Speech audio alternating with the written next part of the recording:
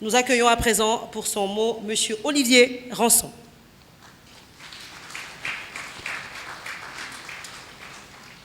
Avec la complicité de la régie, s'il vous plaît, pour accompagner les intervenants, s'il vous plaît, en musique.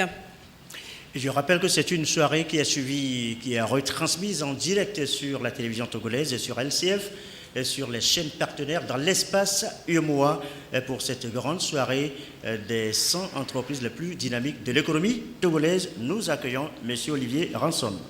Merci. Bonsoir, Monsieur le Vice-président. Bonsoir. Je suis un peu grand.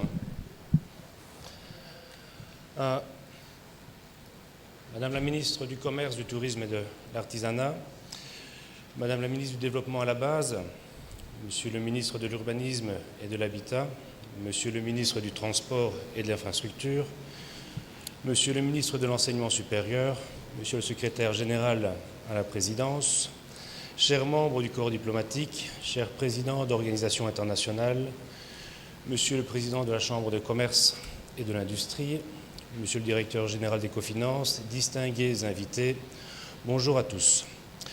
Je voudrais d'abord dire ma fierté de me retrouver ce soir parmi les entreprises lauréates de ce classement prestigieux des entreprises les plus dynamiques du Togo.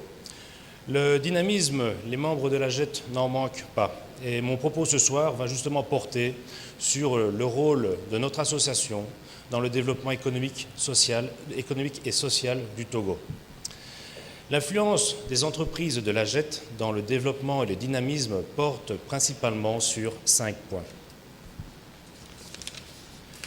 Premier point, la création d'emplois et son impact sur la réduction du chômage. À ce jour, les membres de la JET emploient plus de 10 600 employés pour une masse salariale annuelle d'environ 37,5 milliards. Ces chiffres parlent à suffisance de la place de la JET dans l'économie du pays. Et c'est notre devoir en tant qu'entreprise responsable et citoyenne d'agir dans ce sens. Je vais me permettre ici de citer des exemples concrets pour qu'on puisse toucher du doigt ce dont je parle. L'exemple du groupe Heidelberg Sim Togo, qui a lancé très récemment la société Scanmin et a créé des centaines d'emplois et une école de formation pour les jeunes. Même chose pour LCT, qui depuis le démarrage de ses activités a recruté plus de 500 jeunes Togolais pour la gestion et la manutention de la nouvelle DARS. La JET contribue donc à amoindrir le poids social du chômage qui va devenir une question aiguë pour les gouvernements de nos pays en voie de développement. Avec un programme de stage soutenu, la JET contribue aussi à la formation pratique des étudiants des différentes universités et écoles supérieures. Deuxième point, la contribution au budget de l'État. L'État, pour son fonctionnement, a principale source de financement la collecte des impôts et taxes. Je voudrais faire remarquer ici que sur l'exercice précédent, la JET a contribué en termes d'impôts à hauteur d'environ 111 milliards de francs CFA, soit pratiquement le 10e du budget de l'État togolais. C'est dire et montrer combien la JET participe au financement des infrastructures et au fonctionnement de l'État. Nous devons donc comprendre que les écoles, les centres de santé et les infrastructures sociales voient le jour en partie, je dis bien en partie, grâce au concours des grandes entreprises. Troisième point, le développement des infrastructures. Au niveau des infrastructures terrestres ou maritimes, les grandes entreprises membres de la JET contribuent doublement, et je m'explique. Premièrement, les entreprises de la JET hautement qualifiées et expérimentées sont celles qui réalisent les grands travaux d'infrastructure.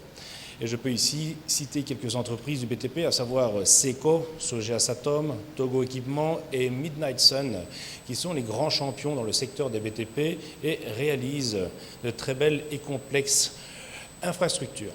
Deuxièmement, les entreprises interviennent dans le cadre du partenariat public et privé via le financement de la réalisation de ces infrastructures et qui relèvent de très gros investissements. C'est le cas notamment des travaux qui ont été réalisés au port de Lomé, que ce soit dans la réalisation du 3e quai de Bolloré, que dans la construction de la nouvelle DARS à conteneurs de LCT. Tous ces chantiers ont permis de créer des milliers d'emplois et ainsi absorber une bonne partie de la main-d'œuvre togolaise. Quatrième point de contribution, la responsabilité sociétale des entreprises. Grand est le nombre des entreprises qui apportent directement leur soutien aux populations de base dans divers secteurs, que ce soit dans le domaine de l'éducation, de la santé ou encore de l'environnement. Les sociétés de la JET, les entreprises de la JET, participent ainsi à l'amélioration des conditions de vie des populations. Cinquième et dernier point de contribution au développement, le rôle de conseiller et d'organe consultatif. La JET est sollicitée aussi bien par le gouvernement que par les organismes internationaux sur diverses questions et sujets d'importance capitale. La JET joue donc un rôle de veille et alerte les pouvoirs publics sur les risques de fragilité que court le climat des affaires si certaines mesures ne sont pas prises. C'est dans cette logique même qu'un gros travail a été entrepris pour la mise à jour de notre livre blanc sur l'économie togolaise. Ce document a été transmis à tous les partenaires, gouvernements, administrations publiques, organismes internationaux et autres, et reprend des analyses et des prises de décision qui peuvent contribuer à améliorer grandement le climat des affaires. Pour en terminer, je dois dire que tous ces éléments positifs que nous venons de citer ne doivent cependant pas cacher les éléments négatifs qui sont des freins au développement des entreprises. En effet, nous pourrions atteindre des résultats plus importants et plus rapidement si certains verrous qui bloquent le développement des entreprises disparaissaient. Je veux essentiellement parler ici des coûts des moyens de production, de la concurrence déloyale de l'informel, de la fiscalité peu avantageuse par rapport aux autres pays de la sous-région et la non-opéralisation de l'API-ZF. Mais je conclurai avec de l'optimisme car tous ces freins précités, non de manière exhaustive, ont été portés à la connaissance des hautes autorités du pays et je sais que toute l'équipe gouvernementale, sous l'impulsion du chef de l'État et du Premier ministre, travaille d'arrache-pied à trouver des solutions. Le gouvernement connaît les enjeux, il s'agit du bien-être de la population, du pays, et c'est un objectif prioritaire. L'ensemble des grandes entreprises, du secteur privé en général, espèrent que les solutions idoines vont être trouvées pour permettre une croissance plus forte et assez inclusive pour le bien-être de la population togolaise. Je tiens ici à réitérer le soutien des grandes entreprises à la politique et aux efforts du gouvernement pour arriver à une émergence tant souhaitée. Monsieur le DG d'Ecofinance, merci pour votre événement.